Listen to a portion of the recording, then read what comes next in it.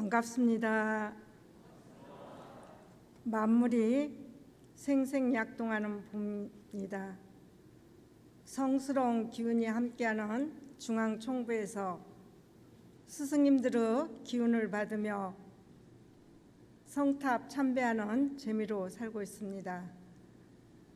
조금 전에 감상담 한 예비교무도 말했듯이 저도 어찌다행 전무 출신하게 되어서 참으로 복이 많은 복덩이인 것 같습니다. 소태산 대종사님의 혈심 제자가 되기를 서원하였으니 생각하면 생각할수록 더욱 크신 은혜에 감사합니다. 출가 후 얼마 지나서 간사 근무 시절에 교도님들과 함께 신도안에 종법사님을 아련하러 갔습니다. 그때 생각해보면 신도안 법당에 많은 지역에서 오셔서 그러는지 발 디딜 틈이 없을 정도로 교도님들이 함께 모여서 법문을 받드는 광경이 생각납니다. 법문하시는 도중에 대산종사님께서 부처가 보이느냐 하고 대중에게 질문하셨습니다. 대중들은 바로 답을 않고 조용하게 시간이 흐르고 있는데 다시 대산종사님께서 질문하시면서 부처가 보이느냐 하고 다시 재차 질문을 하셨습니다. 저는 그때 정말 종법사님은 부처님으로 제 눈에 딱 보이셨어요. 근데 옆에 계시는 분이나 제 자신이 부처라는 생각을 잘 하지도 못하고 그렇게 그 시간을 법문을 마치고 지나갔습니다. 그 뒤에 전무추신하면서 가끔씩 그때 그 신도안 법당에서 법문 받들었던 광경이 제 마음에 늘 한 번씩 이렇게 생각나게 됩니다. 그 후에 대산종법사님은 부처를 아는 단계에 대한 법문을 받들면서 공부 표준이 되었습니다. 대산종법사님께서는 부처를 아는 단계를 나눠주시기를 등상불이 부처인 줄을 아는 단계는 초중학생 단계요, 3000년 전 서가모니 부처님이 부처인 것을 아는 단계는 중학생 수준이요, 저 사람도 깨치면 부처요, 나도 깨치면 부처로 누구나 깨달으면 부처가 되므로 모든 성현을 모시는 사람은 고등학생 수준이요, 우주만유 삼라만상이 부처의 하시님을 아는 사람은 대학생 수준이며 나의 자성이 부처인 것, 성현만이 아니라 나도 부처님이라는 것을 깨친 사람은 대학원 수준이라고 법문해 주셨습니다. 그리고 말씀하시기를 우리가 공부할 때 밖에서만 구하지 말고 안으로 돌려 자성이 부처인 것을 깨치면 항마도 되고 출가도 되고 열애도 되나니 자기를 업신여기거나 포기하지 말고 자성부를 깨치는 데 적공을 해야 된다고 법문해 주셨습니다. 오늘 이 시간을 통해서 나는 지금 어떤 수준이며 이 생의 어느 단계까지 목표하고 살아갈 것인가에 대해 생각해보는 시간이 되었으면 합니다. 우리 주변을 보면 우주 만상이 다 법신부로 응하시뇨 부처님의 하시님을 아는 대학생 수준은 되는 것 같습니다. 부처로만 보고 끝나는 것이 아니라 우주 만유를 부처님으로 모시면 바로 너에게 한량없는 복락이 온다고 했습니다. 참다운 불공은 제복을 당체에 빌고 사사불공하는 것이라는 말씀처럼 불공을 정말로 참 잘하고 계십니다. 제가 공익복지부에 근무하면서 작은 재에서부터 코로나19라는 어려운 상황에서도 제가 출가 교도님들께서 몸과 마음을 다해 봉공 활동하는 것을 목도하게 됩니다. 특히 지난해 대구에서와 안성, 수해 지역에서 현장에서는 코로나19는 전염성이 강하기 때문에 방역 지침을 지킨다고 해도 죽음을 향해 뛰어드는 것과 같은데 정말 목숨을 걸고 봉공회원님들이 내일 내 집안 일로 알고 전심전력을 다하고 계십니다. 어느 단체, 어느 종교보다도 주도 면밀하게 준비하고 또 신속하게 대처하기 때문에 사실 저희들의 역량은 한 일주일 정도 가서 봉사하고 나면 자원봉사자들이 한계됩니다. 그런데 빨간밥차 운영을 조금만 3일만 더 해주십시오, 일주일만 더 해주십시오 하고 그런 요구가 빗발치게 요구가 되면 저희들이 또 자원봉사자들 영장에서 그 현장에서 지역을 돕고 하던 일들이 생각납니다. 이는 모두를 부처로 모시고 부처님 당체에 불공을 올리는 태도가 우리 엄불교인들의 DNA에 배어 있기 때문에 가능한 일입니다. 어느 단체에서 쉽게 흉내낼 수 없는 우리의 엄청난 자산이기도 합니다. 그 정성과 신뢰도는 지역사회에서 강공수에서도 확실하게 인정을 해주고 있어 엄불교 이상이 높아가고 있습니다. 하지만 안타깝게도 코로나19로 양극화 현상이 더욱 심해지고 있습니다. 어려운 이웃들이 더 많아지고 있습니다. 그래서 저희들이 기존에 해오던 무료 급식을 교구와 연대에서 어려운 이웃과 더 함께 하려고 교종원장님께서 많이 지원을 해주셔갖고 대각개교제를 앞두고 더 많은 교구에서 동참해서 저희들이 할 수 있는 역량만큼 함께 하려고 준비하고 있습니다. 고창 여성 봉공회에서는 도시락 나눔을 21년간 비가 오나 눈이 오나 꾸준히 하고 있습니다. 배달을 하다 보면은 논두렁에 차가 빠지기도 하고 힘든 상황이 되는데도 불구하고 남편들이 오히려 차는 내가 고쳐줄게, 어서 가서 봉사하라고 격려하면서 지원해 주기 때문에 원망하거나 탓하거나 중단하지 않고 자원봉사자들이 더 행복하고 기쁘고 감사하게 지금도 그렇게 하다 보니까 정말로 그 지역사회랄까 모든 지역에서 훈훈한 훈짐이 나고 모든 일들이 잘 되고 있는 것 같습니다. 어렵고 힘들 때마다 생각지도 않은 많은 분들이 도와주기 때문에 일이 풀리는 것을 보면 사은님께서 많이 도와주시는 것 같습니다. 이 자리를 통해 늘 기도해 주시고 후원해 주시는 수도원, 원로원, 어른님들, 제가 출가 교도님들께 감사 인사를 올립니다.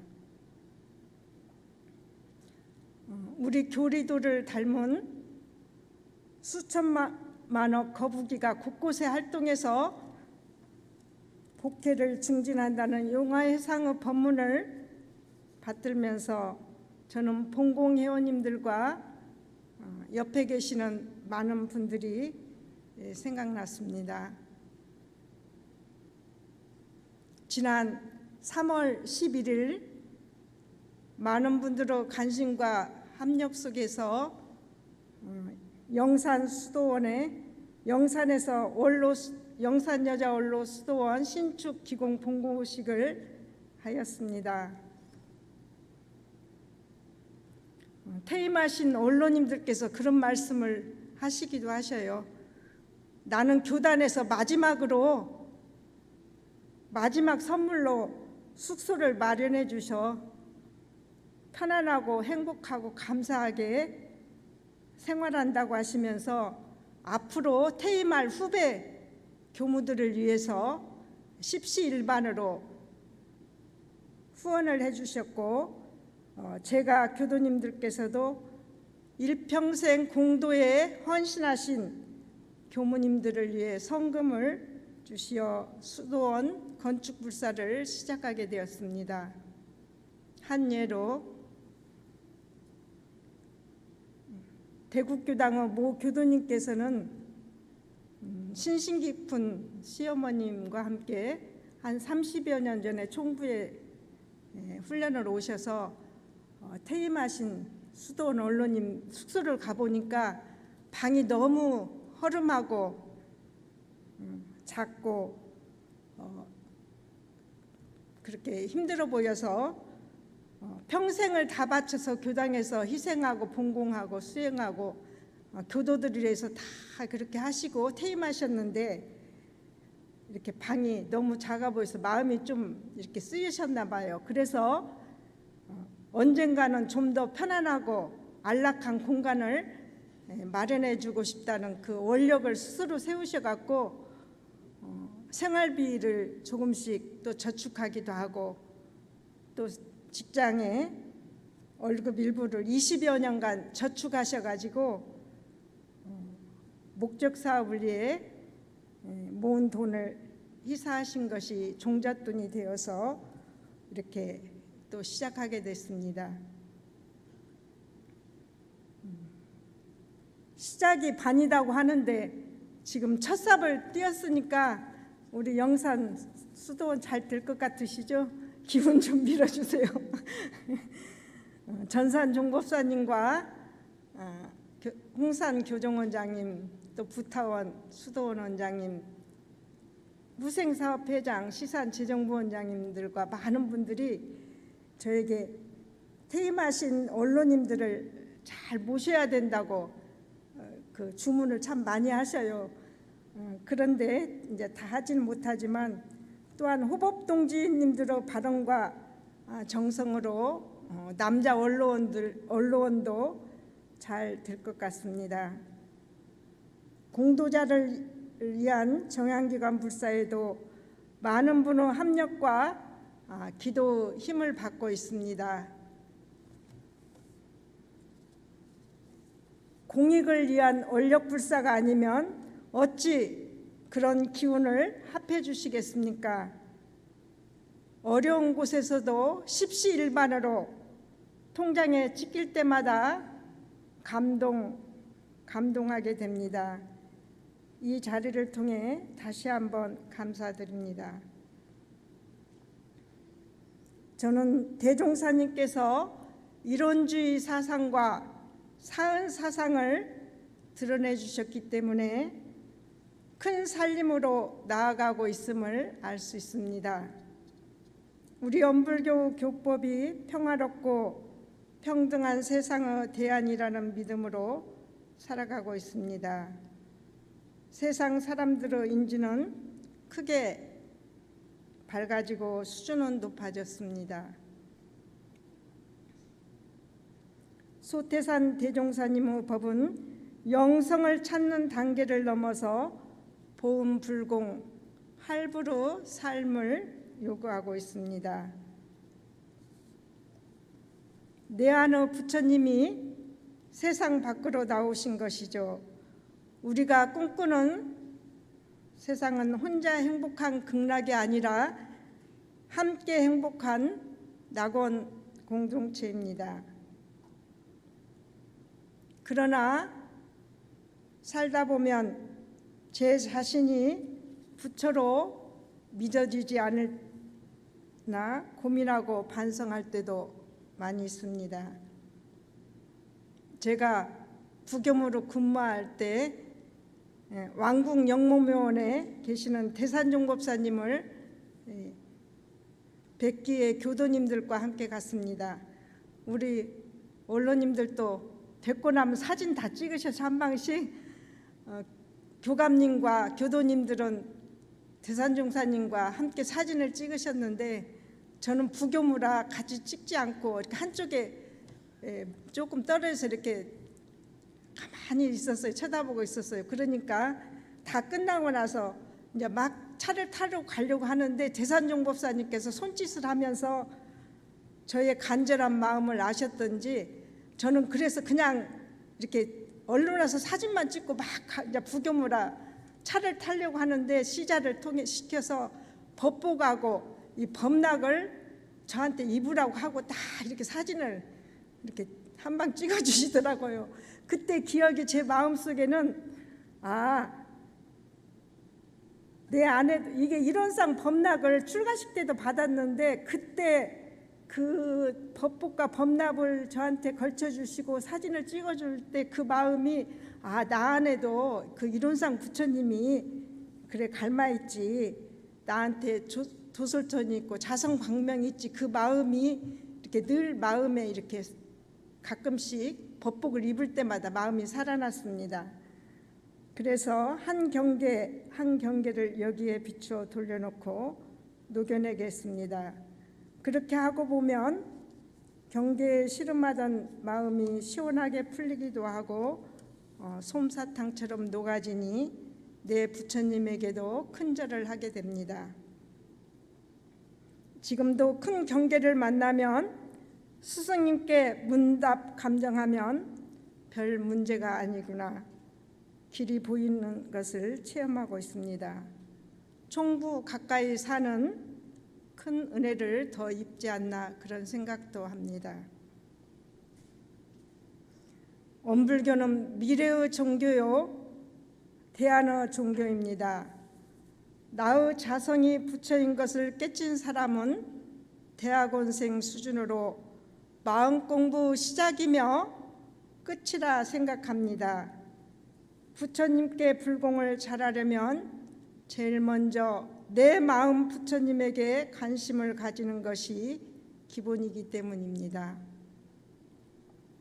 내 마음 부처님을 돌아보지 않아 거미줄이 쳐져 있어 여유가 없고 희로애락에 물들었는데 처처불상 사사불공을 할 수도 없습니다.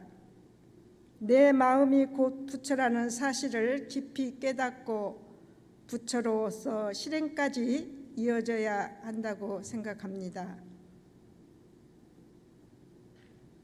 42장경에 부처님 천억분을 공양하는 것이 크지만은 그보다 더 큰 것은 생사고락의 모든 차별을 초월하여 닦을 것도 없고 얻을 것도 없는 자성을 깨침만 못하다고 하셨습니다. 제가 간사 근무할 때 교도님들이 저에게 호칭이 뭐였냐면 장례부처님이었어요. 그래서 저한테 장례부처님 하니까 제가 나는 부처는 부처인데 지금 부처가 아니고 장래에 부처가 될 사람이다 하고 늘 그렇게 부처로 살아야지 그런 생각을 간사 때 많이 했는데요. 지금 부처로 살고 있는가 그런 생각을 합니다. 부처를 모시고 부처로 사는 삶 가슴 벅찬 행복입니다. 대종사님께서는 중생들은 10번 잘해준 은인이라도 한 번만 잘못하면 원망으로 돌리지만은 도인들은 10번 잘못한 사람이라도 한 번만 잘하면 감사하게 여긴다고 합니다. 저도 누군가를 향해 화가 나거나 미운 마음이 나면 멈추며 제가 속으로 그래요. 미워도 다시 한번 외치며 본성으로 회개하며 그렇구나 이유가 있겠지 내 마음에 먼저 제도합니다. 요즘 우두연마 시간에 세존이 도솔천을 떠나지 아니하시고 이미 안군가에 내리시며 모태 중에서 중생 제도하기를 다 마치셨다 하니 그것이 무슨 뜻인가를 연마하고 보니 경계가 오면 저절로 부처님은 도솔천을 떠나지 않고 오셨으니 나도 도솔천을 떠나지 않고 말을 하고 생각을 하고 취사를 하자고 마음 한번 챙기면 경계가 은혜가 되고 뚜렷하게 나타나기도 합니다. 코로나19 2단계로 심각할 때는 대각전에도 주례자만 선을 하고 혼자서 하게 되니 게으름이라는 친구가 찾아오기도 하고 이때 감기 들면 안 되지 하고 합리화시키려는 모습을 보기도 합니다. 이럴 때마다 이유 없다 나는 부처다 자성부를 만나는 시간이다 주문을 외우며 자성에 해공 반주하며 부처인 나를 바로 세웁니다. 어떠십니까? 지금 이 순간 내가 부처로 보이시나요? 옆을 한번 보실까요? 옆 사람이 부처님으로 보이시나요? 내 부처님을 만나고 내 옆 사람도 부처님으로 모시면 집집마다 부처가 사는 행복한 세상이 될 것입니다. 감사합니다.